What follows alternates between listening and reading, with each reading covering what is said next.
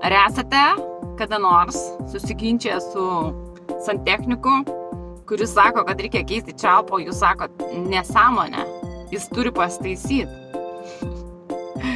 Tai aš taip nusprendžiu, kad reikia pataisyti. Taigi, ar esate išsiardę čiaupą, visas dalis peržiūrėję viską ten ir nusprendę, kad jūs tai galit.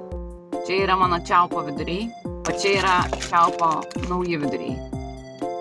Aš tikiu, kad tai pavarysiu, bet prieš taisant aš privalau išgerti kavos. Tai išgeriu ir varau. Taigi, žmonės, ar jums kartą teko, beklausant čenelintojų iš kažkokių galaktikų, pataisyti čiaupą? Žiūrėkit.